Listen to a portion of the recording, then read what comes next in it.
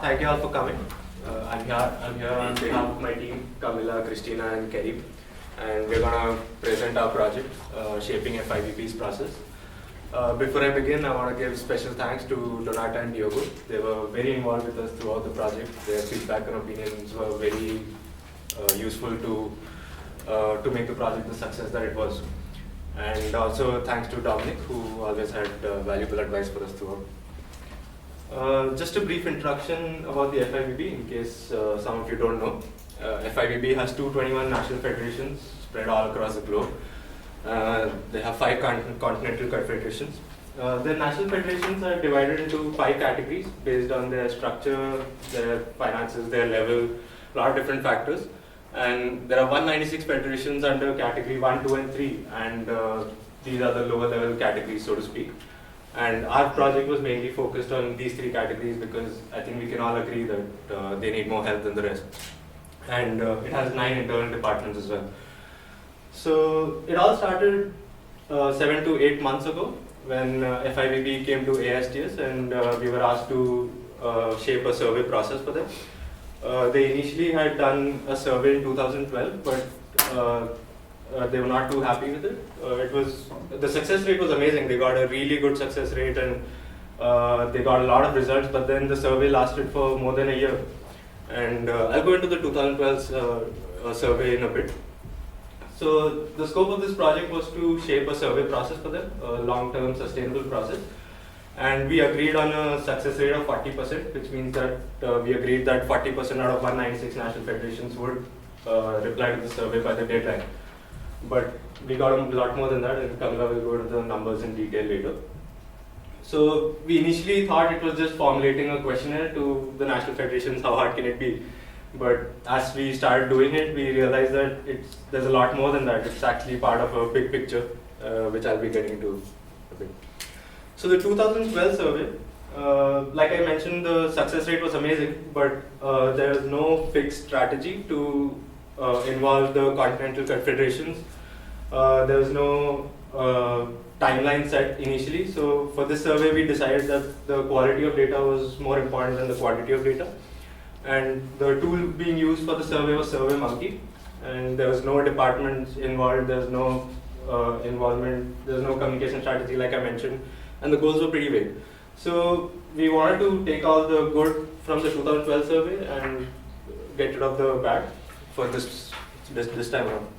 This is just an illustration of what we're trying to do here. As you can see, the 2012 survey, there's no real concentrated effort, there's no real coordination. And in the 2015 survey, we're trying to get everyone involved, all the national federations, all the continental federations, all the departments in FIVB. We're all trying to get everyone involved as one big family. And that was the development department's mission, and stronger family, more volleyball. And you'll see this mission keeps recurring throughout the survey. Our questionnaire was formulated keeping this mission in mind, and everything we did keeping this mission in mind. So a lot of emphasis was put on communication strategy. Whenever we spoke to the national federations, we made sure that this message is sent across, that we're doing this for you, we're doing this to develop volleyball in your country. We highlighted the benefits of the survey, and we made sure that they know that there's no hidden agenda. And all the departments were involved throughout. We established a 2-way communication with the national federations, in which whenever the national federations want, they can communicate with FIVB, and whenever FIVB wants, they can get in touch with the national federations. And yeah, so the most important thing was to build a long-term sustainable process.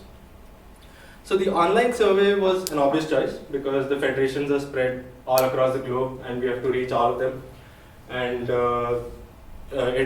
it costs less, so that helps. And there was a time constraint. Like I mentioned, we wanted to focus on the quality of data. So to have really good quality data, we wanted the data in a short span of time, within a month or so that the data doesn't become redundant if it takes a really long time. So there's a time constraint as well, and like I mentioned, huge amount of data. But we opted for a mixed approach as a methodology, in which we did targeted phone calls. How we targeted, I'll get into later, but we made phone calls, and it really helped because as soon as we called a national federation, the first thing we said was, "Hi, I'm calling on behalf of the FIVB," and they were so happy to hear that, oh my God, someone from FIVB is calling. and they were instantly willing to help, and they were instantly ready to do whatever we asked. So we believe it adds a personal touch, it builds trust, and it's very important to add a voice to the survey.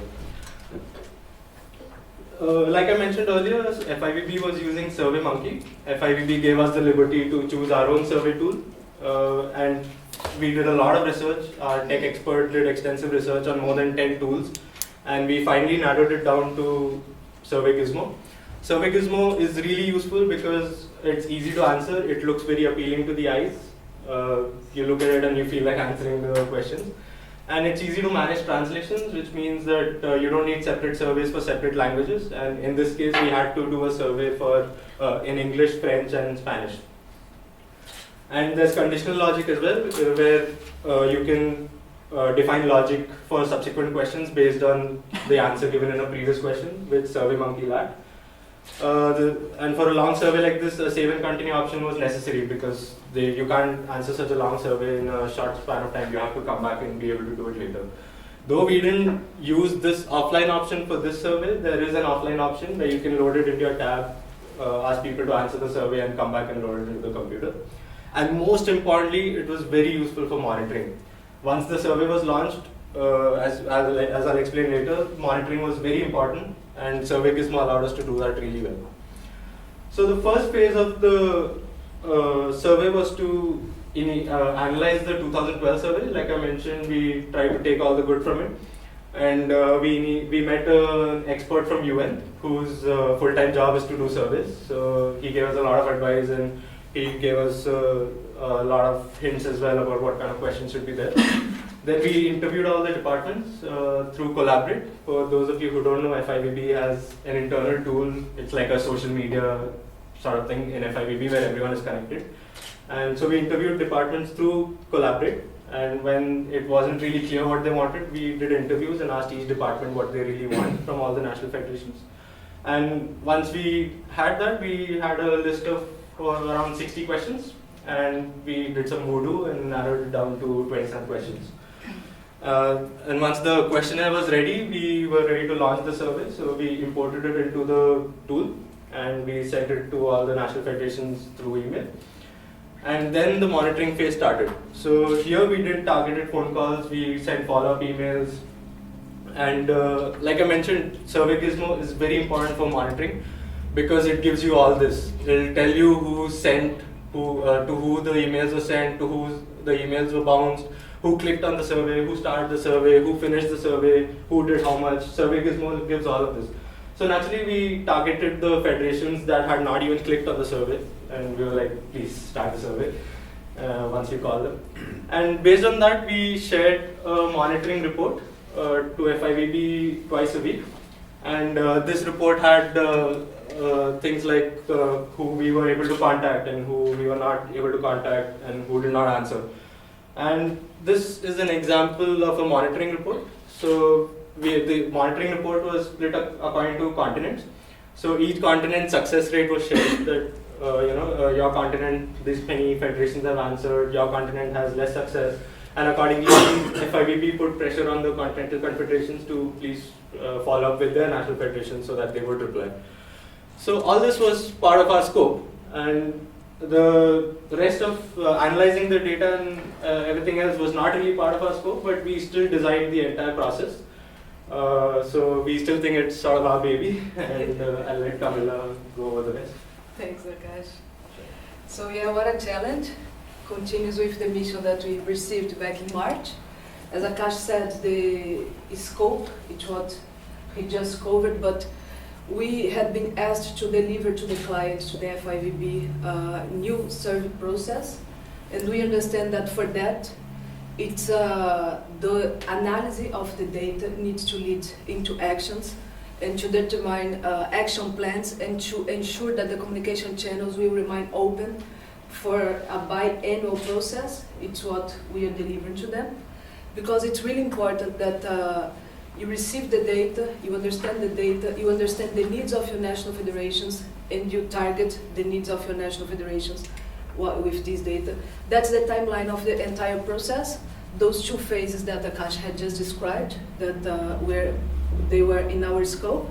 And the phase 3, the execution, the action plans, and the promotion of the results, and the feedback to the national federations. They are part of the communication strategy that we are suggesting to the clients, because it's really important to ensure, it's what we had been asked, to ensure that we are delivering not a questionnaire, not a survey, but a survey process that will remind and last longer those actions that they are part of the process and they really need to be taken into consideration. So the communication strategy will really work. And this is also the figure to understand the phase 1, 2, 3, the action plans, the execution of the action plans, and the promotion of the results, the feedback to the national federations, and understanding the new objectives for the next serve, as it's a biannual process that the FIVB wants to put in place. And as Akash described in the monitoring phase, we understood that it was really important to put focus on the two-way communication. And I'm going to break down the numbers and the importance of those actions that we had during the monitoring phase.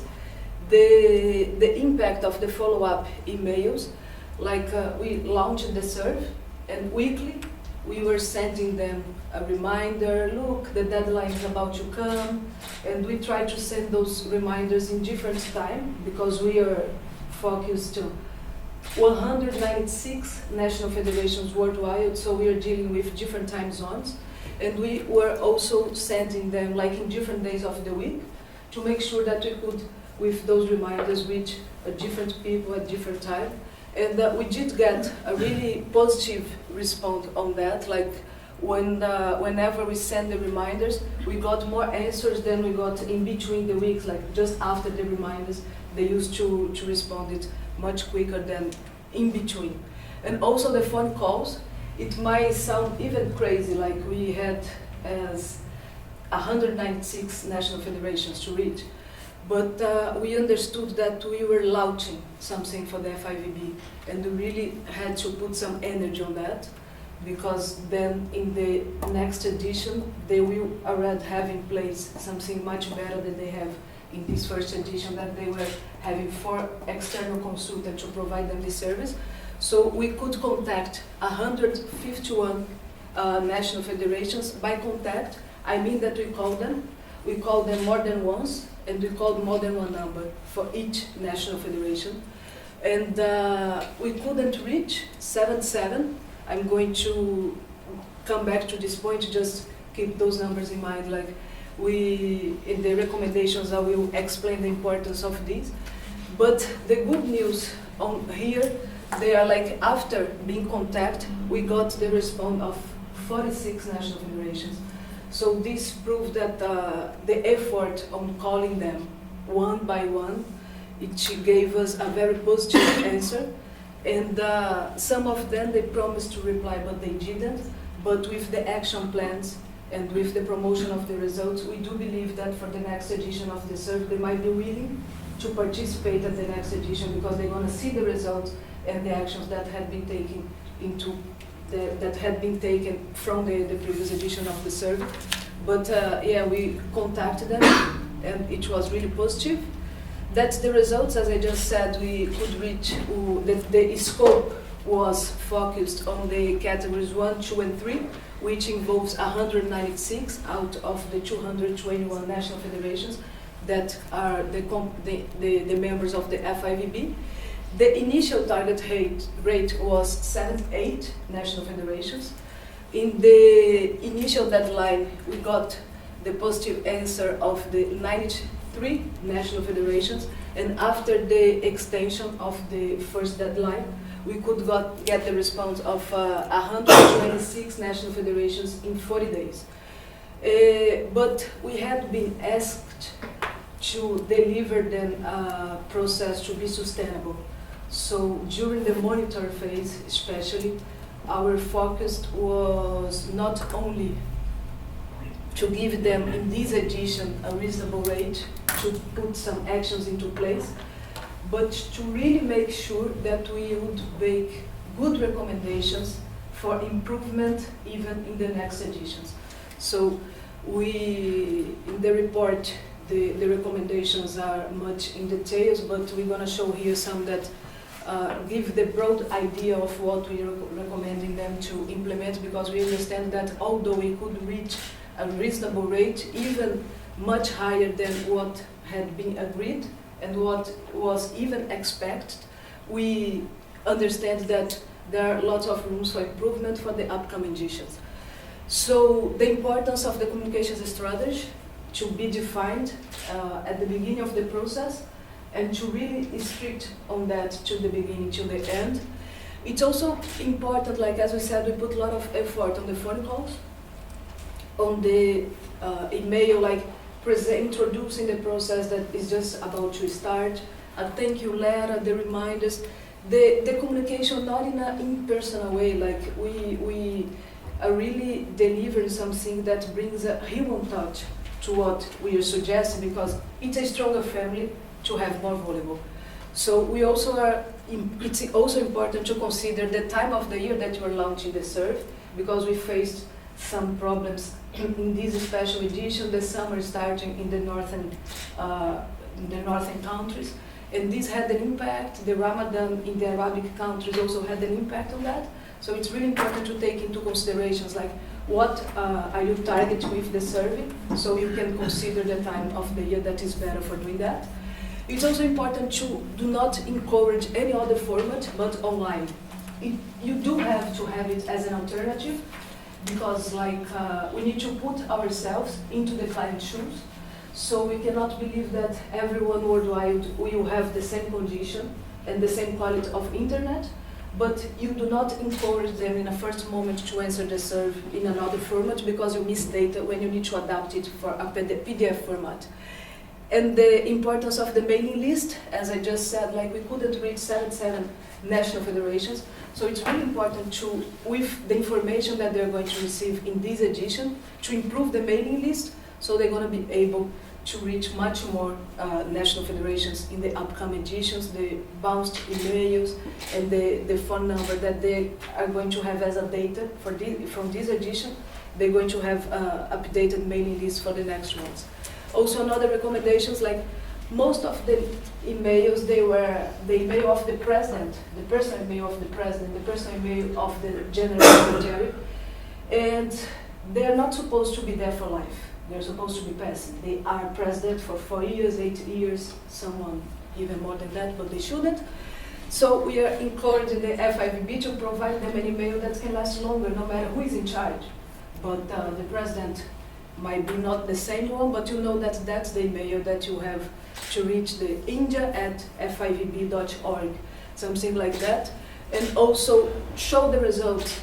Keep the channels open, communicate with your national federations, share with them the action plans, promote the results, like really use the two-way communication that we have just established as something to last longer, because then in the next editions it's much easier to have good results. And for the next edition, for this edition they had the external consultant, but for the next one, independently, it's important to have someone fully dedicated to the process, because it's important to act fast. If you receive a demand, to call them, to send an email, you need to be fast. If the national federations contact you, I haven't received the email, could you send me again, could you clarify some points? So you really need to be fully dedicated for that during the period of time that the survey is open. And also the extension of the survey for this edition was really relevant, although for the next ones might not even be necessary. So that's why we're saying that it's really important to have a communication strategy and to really be strict on that. That's it from our side. From now on, we're going to take the question. Thank you very much.